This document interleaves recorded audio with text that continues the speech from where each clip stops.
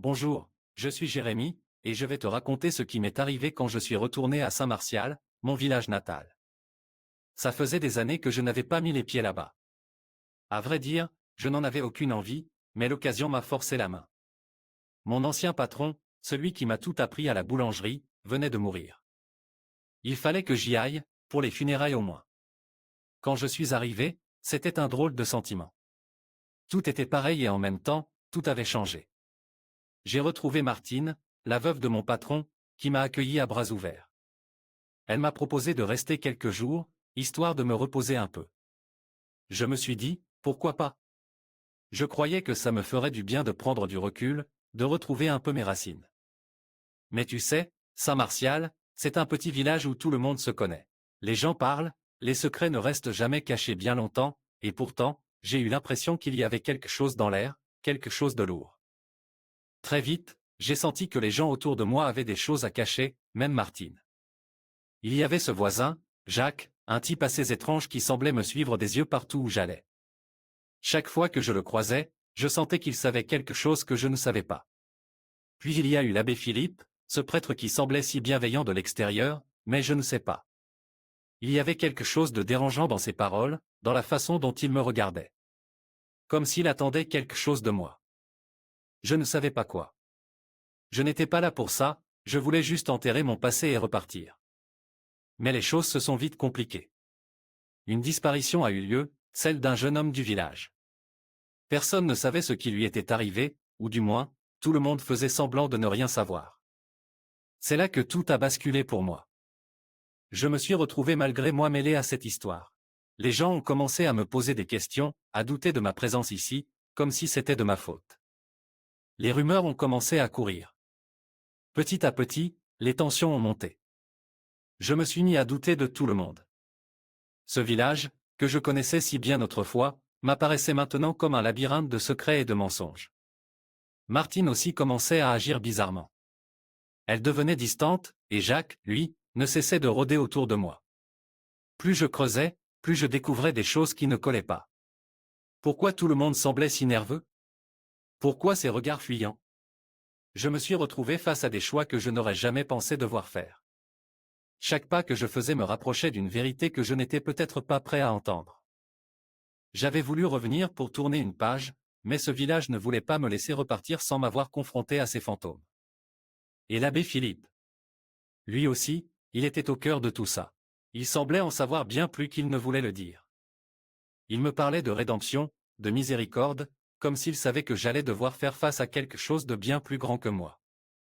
Tu vois, ce séjour à Saint-Martial, ça m'a changé. Ce que j'y ai découvert. Je ne suis plus le même depuis. Je pensais vraiment que j'allais pouvoir m'en sortir, que ce village n'était qu'un mauvais souvenir que je pourrais effacer en retournant à ma vie. Mais Saint-Martial ne me lâchait pas. Ce n'était plus seulement une question de funérailles ou de vieilles connaissances. Tout s'est compliqué le soir où Jacques, ce voisin étrange, est venu frapper à la porte de Martine en pleine nuit. Il avait ce regard, tu sais, ce genre de regard qui te glace le sang. Il m'a demandé de le suivre, de sortir avec lui, sans un mot de plus. Une partie de moi voulait dire non, fermer la porte et prétendre que tout allait bien. Mais il y avait une autre part de moi, celle qui était déjà trop enfoncée dans cette histoire pour reculer. Alors, j'ai suivi Jacques dans la nuit. On a marché dans le village, puis dans les bois. Il ne disait toujours rien, mais je sentais qu'on allait vers quelque chose de sombre, de dangereux. Et là, au bout d'un chemin, on est arrivé devant une vieille cabane, que je n'avais jamais remarquée avant. Il m'a regardé et a dit juste 3 mots, tu dois voir. Ce que j'ai vu dans cette cabane. Je n'ai pas les mots pour le décrire.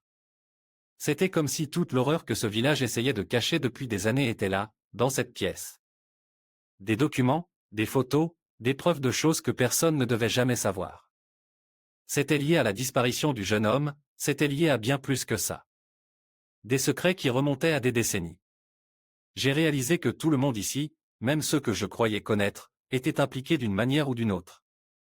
Martine, l'abbé Philippe, Jacques, ils étaient tous liés à cette histoire. Ce village était construit sur des mensonges, sur des vies brisées. Et moi, je n'étais qu'un pion, un étranger revenu au mauvais moment. Jacques m'a laissé là, dans la cabane, avec tout ça à absorber. Je me souviens être resté debout, à regarder ces preuves, à essayer de comprendre comment j'avais pu être si aveugle, si naïf. J'aurais dû partir dès le début. Mais maintenant, c'était trop tard. Quand je suis retourné chez Martine, elle était assise dans la cuisine, les yeux fixés sur moi. Elle savait que j'avais découvert quelque chose. Sans un mot, elle m'a tendu une lettre. C'était une confession, écrite par mon ancien patron avant sa mort. Il savait tout. Il avait gardé ses secrets toute sa vie, et il les avait emportés dans sa tombe, pensant que tout finirait avec lui. Mais ce n'était pas le cas. Ce village avait un moyen de retenir ceux qui en savaient trop.